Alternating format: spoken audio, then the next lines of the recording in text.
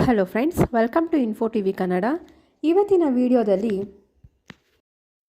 ಅನ್ನಭಾಗ್ಯ ಫಲಾನುಭವಿಗಳಿಗೆ ಸರ್ಕಾರದಿಂದ ಒಳ್ಳೆ ಗುಡ್ ನ್ಯೂಸ್ ಇದೆ. ಅದೇನು ಅಂತ ತಿಳ್ಕೊಬೇಕಂದ್ರೆ ಎಲ್ಲೂ ಸ್ಕಿಪ್ ಮಾಡ್ದಿರೋ ವಿಡಿಯೋ ನೋಡಿ. ನೀವೇನಾದರೂ ಫಸ್ಟ್ ಟೈಮ್ ನಮ್ಮ ಚಾನಲ್ ನೋಡ್ತಿದ್ರೆ ಪ್ಲೀಸ್ ಸಬ್ಸ್ಕ್ರೈಬ್ ಮಾಡ್ಕೊಂಡು ನೋಡಿ.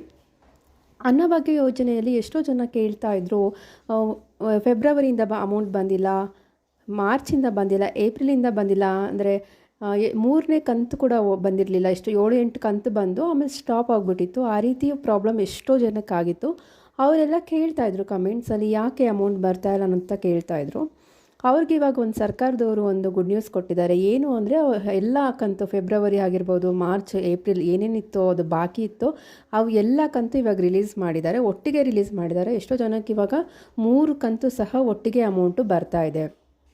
ಮತ್ತು ಇವಾಗ ಏಪ್ರಿಲ್ ತಿಂಗಳಲ್ಲಿ ಅದು ಯಾವಾಗ ಬರುತ್ತೆ ಅಂತಲೂ ಸಹ ಅವ್ರು ಹೇಳಿದ್ದಾರೆ. ಅಂದರೆ 11ನೇ ಕಂತಿನ ಹಣ ಯಾವಾಗ ಬರುತ್ತೆ ಅನ್ನೋದನ್ನು ಹೇಳಿದ್ದಾರೆ. ಅದು ನಿಮಗೆ ಒಟ್ಟಿಗೆ ಏಪ್ರಿಲು ಮತ್ತು ಮೇದು ಜೂನ್ 15 ಆದಮೇಲೆ ಬರುತ್ತೆ. ಯಾಕಂದರೆ ಲೋಕಸಭಾ ಎಲೆಕ್ಷನ್ ಇರೋದ್ರಿಂದ,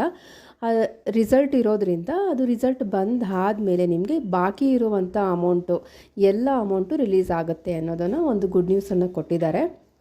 ಅನ್ನಭಾಗ್ಯ ಯಾರ್ಯಾರು ಫಲಾನುಭವಿಗಳಿದೆಯೋ ಅವ್ರಿಗೆಲ್ಲ ಈ ಮಾಹಿತಿನ ನೀವು ಶೇರ್ ಮಾಡಿ. ಮತ್ತು ಇನ್ನೊಂದು ರೇಷನ್ ಕಾರ್ಡು ಇವಾಗ ವೆಬ್ಸೈಟ್ ಇವಾಗ ಓಪನ್ ಆಗಿದೆ, ಸರ್ವರ್ ಓಪನ್ ಆಗಿದೆ. ಯಾರ್ಯಾರು ಹೊಸ ಒಂದು ಅರ್ಜಿಗೆ ಹಾಕಿಸ್ಬೇಕು ಅಂತಿದ್ದಾರೋ ನೀವು ಹೋಗಿ ಈ ಸೇವಾ ಕೇಂದ್ರಗಳಲ್ಲಿ ನೀವು ಅರ್ಜಿನ ಸಲ್ಲಿಸ್ಬೋದು. ಏನೇನು ಡಾಕ್ಯುಮೆಂಟ್ಸ್ ನಿಮಗೆ ಬೇಕಾಗುತ್ತೆ ಅಂದರೆ, ಮನೇಲಿ ಯಾರ್ಯಾರು ಇರ್ತೀರೋ ಅವರ ಒಂದು ಆಧಾರ್ ಕಾರ್ಡ್ ಬೇಕಾಗುತ್ತೆ. ಮತ್ತು ಮನೇಲಿ ಯಾರಾದರೂ ಒಬ್ರದ್ದು ಆದಾಯ ಪ್ರಮಾಣ ಪತ್ರ ಇದ್ದರೆ ಸಾಕಾಗುತ್ತೆ.